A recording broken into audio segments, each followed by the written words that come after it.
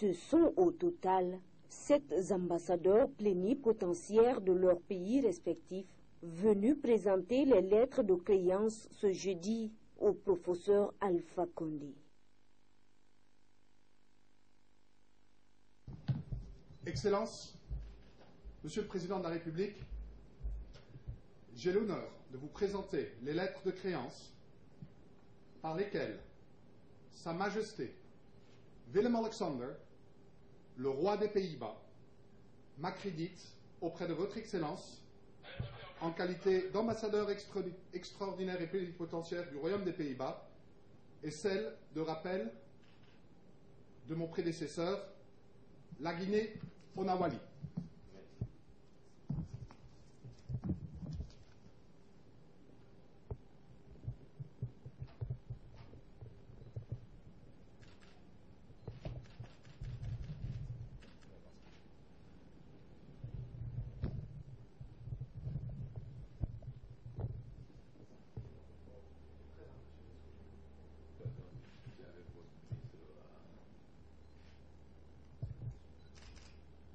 Après celui du Pays-Bas, vient Kodjo Lougué, nouvel ambassadeur du Burkina en Guinée, à présenter sa lettre de créance au président de la République.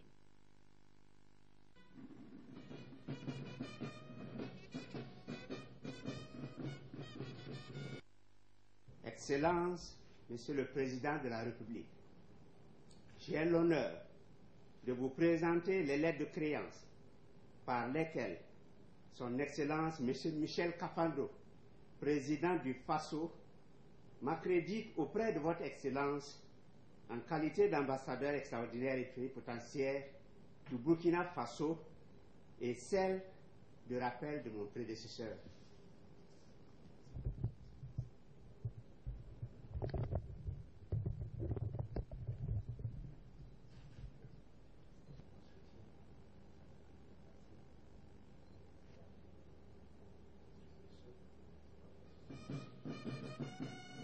Lui, c'est l'actuel ambassadeur de la Roumanie en Guinée qui est venu aussi présenter sa lettre de créance. Excellence, Monsieur le Président de la République, j'ai l'honneur de vous présenter les lettres de créance par lesquelles Son Excellence Monsieur Klaus Johannis, président de l'Arménie, m'accrédite auprès de votre Excellence en qualité d'ambassadeur extraordinaire et plénipotentiaire de l'Arménie en Guinée et celle de rappel de mon prédécesseur.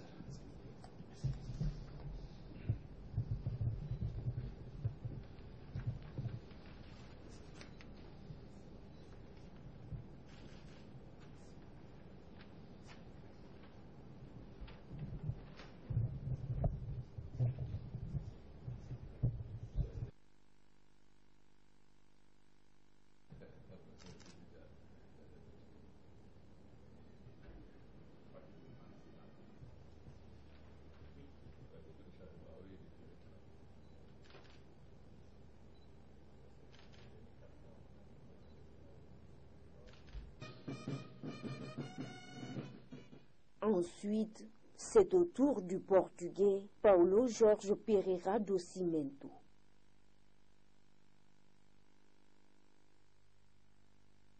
Excellence, Monsieur le Président de la République, j'ai l'honneur de vous présenter les lettres de créance par lesquelles Son Excellence, Monsieur Cavaco Silva, le Président de la République portugaise, m'accrédite auprès de votre Excellence en qualité d'ambassadeur extraordinaire et plénipotentiaire du Portugal, et celle de rappel de mon prédécesseur.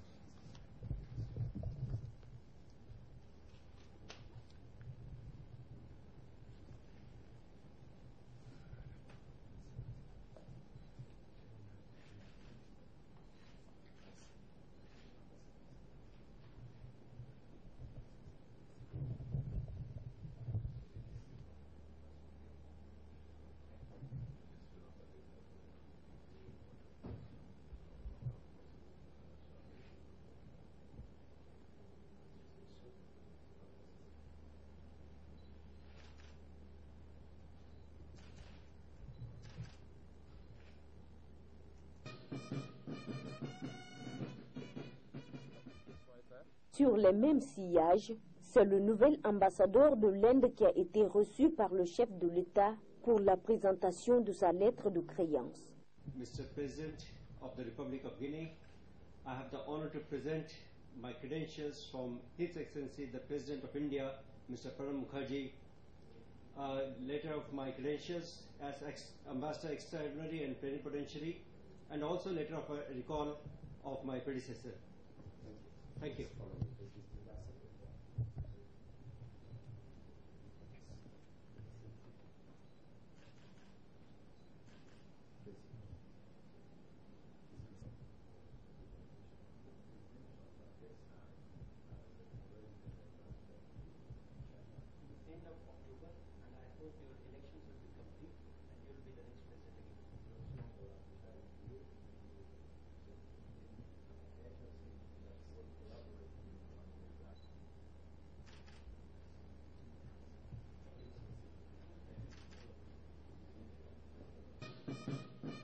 Elle, c'est Mme Kouroudiatou Baikinto, le nouvel ambassadeur de la Colombie en Guinée. Professeur Alpha Condé, présidente de la République de Guinée, j'ai l'honneur de vous présenter mes lettres de créance comme la première ambassadeur de la Colombie dans votre pays et exprimer la salutation de mon président Juan Manuel Santos pour vous.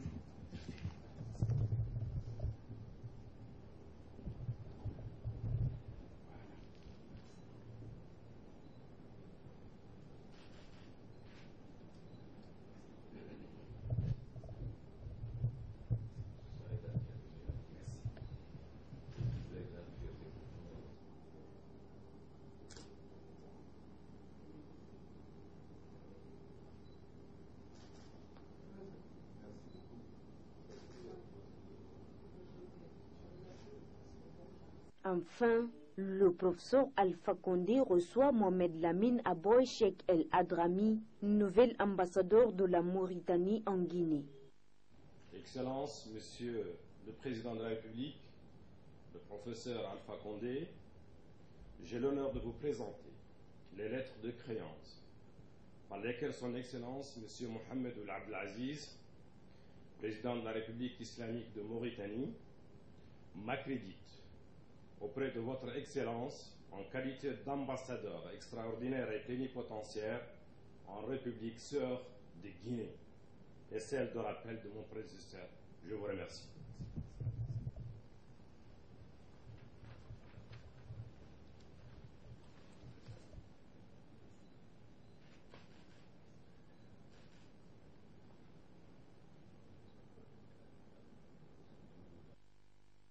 La présentation de ces lettres de créance témoigne l'offensive diplomatique des autorités guinéennes, un pays déterminé à s'ouvrir davantage au monde en vue d'une coopération harmonieuse et un partenariat fécond.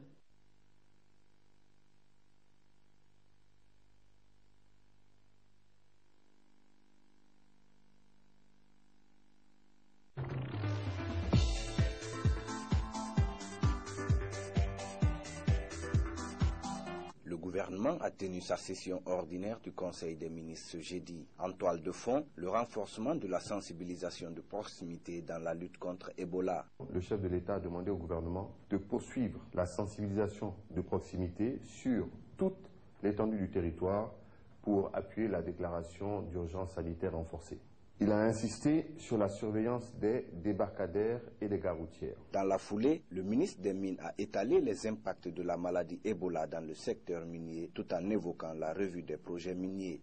Alors il s'agit des projets Simandou Sud, il s'agit du projet de mutualisation des infrastructures de la CBG, de Guinea Alumina Corporation et de Rusal, du projet de bauxite à l'UFER, du projet d'alumine de la China Power Investments, du projet de forage pétrolier Tullow Oil, de l'extension des activités de la CBG, de la SAG, de la CEMAFO, des blocs Simandou 1 et 2, et enfin des blocs de bauxite de Bofa. Bien entendu, il a expliqué que l'épidémie Ebola a constitué une contrainte majeure pour les compagnies minières, notamment dans la mobilité des expatriés et travailleurs, des fournisseurs et des sous-traitants. Cette conjoncture internationale et nationale ne sera pas sans conséquences sur notre économie nationale, quand on sait que l'apport du secteur minier est essentiel pour notre économie. Et donc, cet apport sera considérablement réduit. Le Conseil a invité le ministre à poursuivre ses efforts de négociation avec les différents partenaires en vue de la renaissance du secteur minier.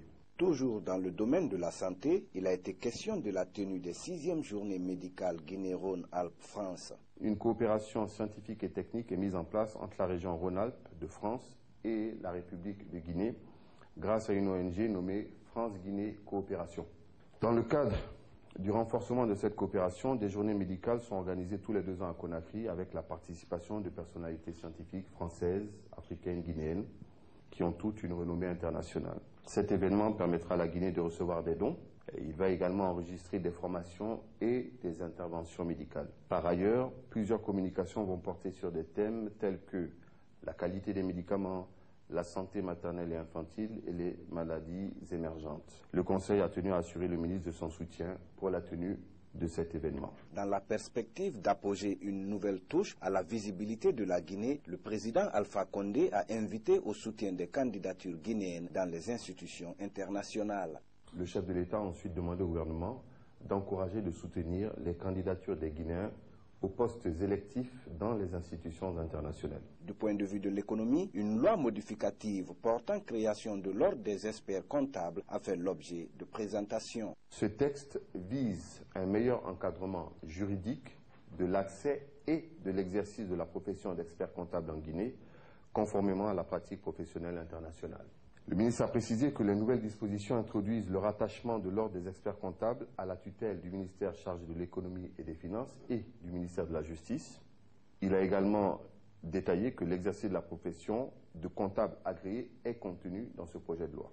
Le Conseil a décidé de mettre en place une réunion ministérielle pour apporter des amendements à certaines dispositions avant sa soumission à l'Assemblée nationale. À noter qu'une autre loi portant institution et réglementation du volontariat national des jeunes a été soumise au Conseil. À l'issue de son examen et de son adoption, elle définira et réglementera les actions de volontariat en Guinée.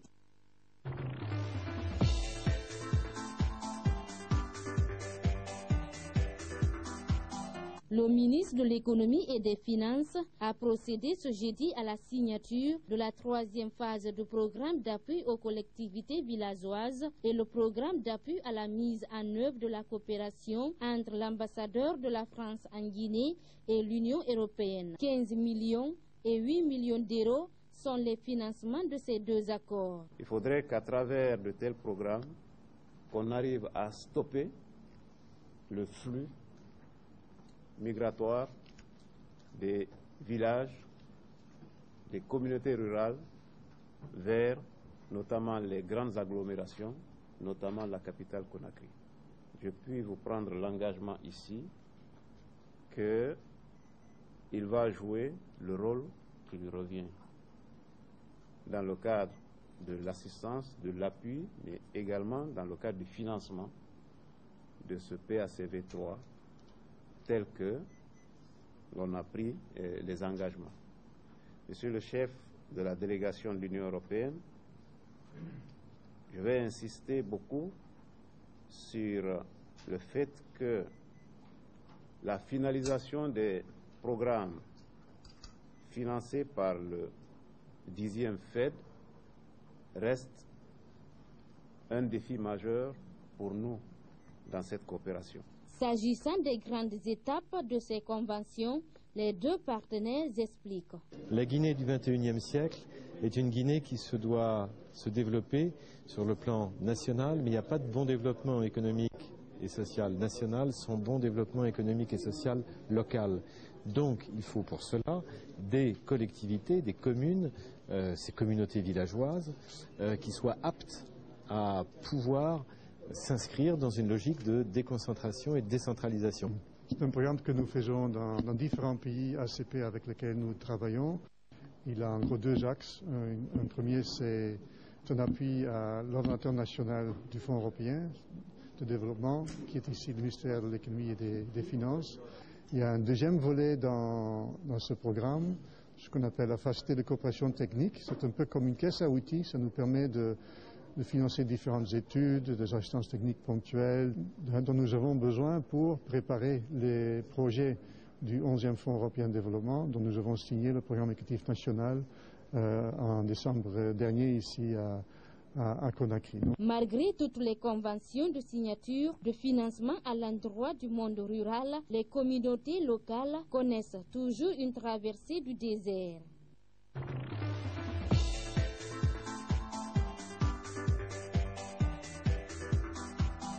Le deuxième congrès de la Confédération patronale des entreprises de Guinée s'est tenu ce jeudi dans un réceptif de la place. Cette assemblée qui se réunit chaque 5 ans a pour but d'élire le président et les différents organes de la Confédération. Cette élection est coordonnée par une commission électorale composée d'un président d'honneur, du doyen et du plus jeune entrepreneur. L'ouverture solennelle de ce congrès a été faite par le ministre Albert Damantan Camara, représentant le gouvernement. Le bureau sortant, dirigé par Adjanouma Aïssatou Traoré, a présenté son rapport de mandat, d'activité et surtout financier qui a retenu l'attention. Mamadi Kaba nous en donne quelques détails. Les dépenses effectuées se chiffrent à un montant global de 1 milliard 796 millions 405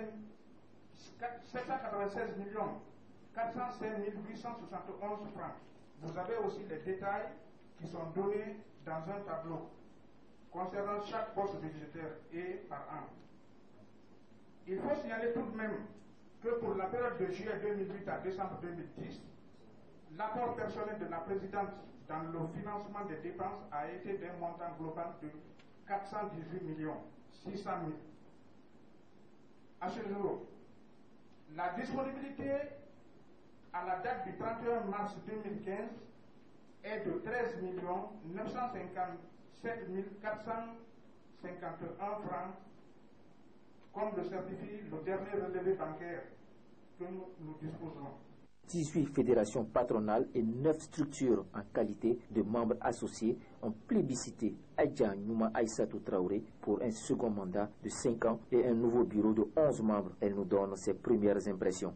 Nous sommes des partenaires du gouvernement. Le gouvernement ne nous accompagne pas. C'est nous qui accompagnons le gouvernement. Je voudrais qu'on se donne la main, qu'on s'accepte. C'est dans l'acceptation qu'on peut réussir, qu'on se tolère et qu'on soit tous ensemble pour faire avancer ce pays. Ce pays a besoin de nous.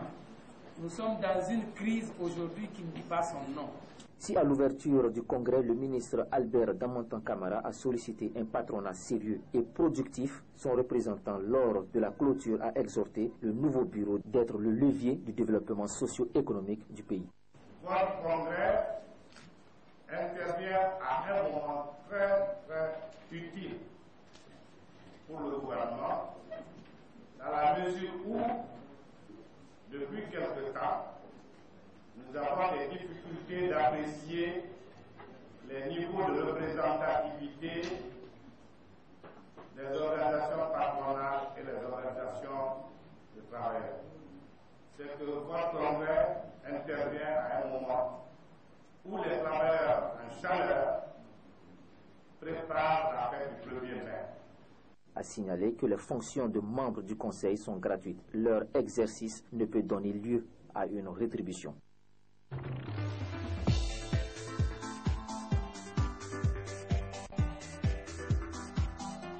Fraîchement élu premier vice-président délégué de la Confédération patronale des entreprises de Guinée, Kerfala Persson Camara, KPC, nous donne ses objectifs. Je vous remercie. L'enjeu de cette élection, d'abord, c'est l'unité du secteur privé guinéen. Et c'est ce qui va nous conduire à participer aux côtés du gouvernement, aux côtés des partenaires étrangers et puis des partenaires ici sur le plan local, à participer activement au développement de notre pays et au développement de l'Afrique. Oui, nous allons de plus en plus vers le partenariat public-privé. Les enjeux sont qu'au jour d'aujourd'hui, le secteur privé, à travers les moyens, à travers les partenariats qui sont entre lui et les structures bancaires, arrive à supporter un certain nombre d'activités pour le gouvernement, ce qui nous amène à siéger auprès du gouvernement et dans le cadre du partenariat public-privé, réaliser l'ensemble des gros projets pour le pays. En ce qui concerne la partie gouvernementale, le CPEG devrait être dans l'avenir un partenaire incontournable pour le développement socio-économique de la Guinée. Je trouve que c'est une très bonne initiative qu'il y ait des consultations permanentes entre les gens du secteur privé. Et je vois que le CPEG est très actif et très bien organisé. C'est un partenaire valable pour le secteur privé guinéen. Disons que moi je suis du côté de l'État, donc on est là vraiment pour être des accompagnateurs et des partenaires pour essayer d'aider le secteur privé quand ils rencontrent certaines difficultés, afin que l'on puisse les assister pour l'achèvement de leur projet d'investissement, que ça puisse créer de l'emploi et que ça puisse aussi soutenir la croissance du pays. En attendant le prochain congrès dans 5 ans, les nouveaux membres de ce bureau comptent se donner les moyens de leur politique. Nouveau chef de l'État du Nigeria, Muhammadu Buhari, pourra compter sur l'opposition. Le PDP, le Parti populaire démocratique, battu lors du dernier scrutin présidentiel, s'est engagé ce mercredi 8 avril à soutenir le gouvernement du président élu, le général Muhammadu Buhari. Objectif, renforcer le développement du Nigeria. Nous promettons que dans ce cadre, nous travaillerons avec le président désigné, le général Muhammadu Buhari, pour faire progresser le pays en tant que nation. Nous coopérerons avec lui pour ce qui est de promouvoir les valeurs de notre pays et de faire progresser tous les indices de croissance nationale, ainsi que pour favoriser l'unité nationale et le développement de notre pays et sa démocratie. Le PDP tourne la page et accepte sa défaite.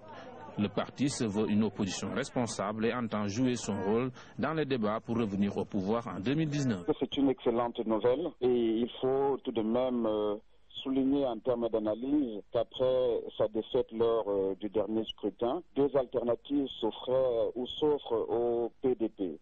Soit il joue la carte du pire, celle de la contestation systématique, soit il décide de jouer la carte de la coopération qui lui permettra de se présenter ou de présenter un projet alternatif viable en 2019. Maintenant, est-ce qu'il remplira les fonctions qui sont reconnues à l'opposition, est-ce qu'il sera capable de coopérer efficacement tout en gardant le rôle qu'un parti d'opposition doit jouer?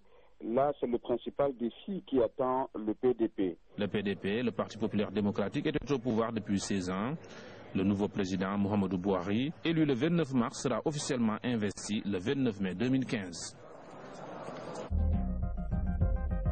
Une bonne nouvelle pour l'économie égyptienne. La Société financière internationale prévoit un investissement de 1,2 à 2 milliards de dollars durant les 4 prochaines années.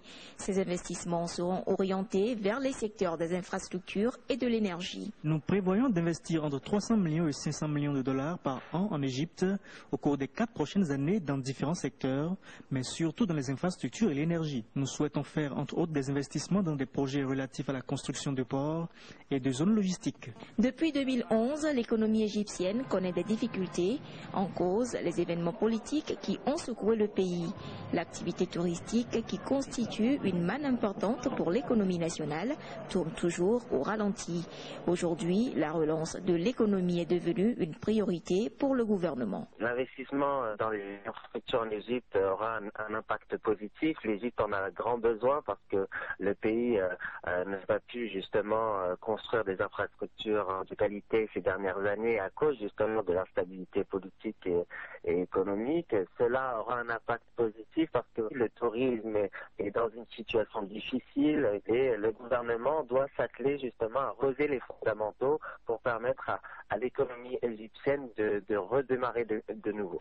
L'Égypte a lancé d'importants projets pour renforcer les activités au niveau du canal de Suez. Ceci devrait, une fois terminé, générer des revenus de 13 milliards de dollars par an. Le nouveau canal devrait être achevé d'ici août 2015. Éduquer la jeune génération rwandaise à la paix, c'est l'ambition des responsables du centre mémorial de Kigali. En cette période de deuil national, l'institution multiplie les campagnes de sensibilisation dans ce sens. Des campagnes qui attirent plusieurs jeunes. C'est le cas de Sadini Bakadjiri. Il avait 5 ans lors du génocide de 1994. J'étais petit quand cette tragédie a eu lieu. Aujourd'hui, j'ai 26 ans et grâce aux différents conseils, je connais l'importance de la paix. Je viens ici également pour me souvenir des victimes, mais surtout prier pour qu'elles reposent en paix. Le Rwanda connaît des avancées satisfaisantes dans le domaine de la réconciliation nationale 21 ans après le génocide. Les autorités invitent à redoubler de vigilance. On a toujours les gens qui développent le révisionnisme, qui continuent à nier qu'il y a eu un génocide au Rwanda, qui sont à l'étranger en particulier, ou bien qui sont même au Rwanda et qu'on ne connaît pas. Et là, je dirais que c'est un handicap, parce qu'ils continuent à développer une idéologie du génocide, et on nous dit bien que dans les étapes d'un génocide, l'ultime étape est de nier qu'un génocide a eu lieu. Le pays des 1000 collines compte une trentaine de sites mémoriaux. Le site mémorial de Kigali est le plus fréquenté. Près de 3000 victimes du génocide de 1994 y sont enterrées. C'est un succès de haut vol pour la France. Le Rafale, longtemps réputé invendable, vient d'enregistrer la plus grosse commande de son histoire.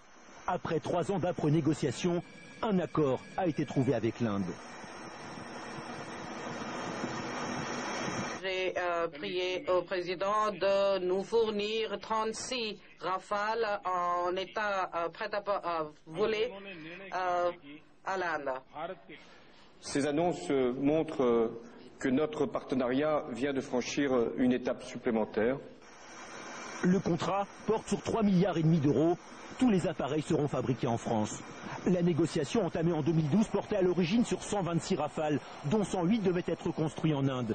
Mais les négociations se sont enlisées sur les transferts de technologie.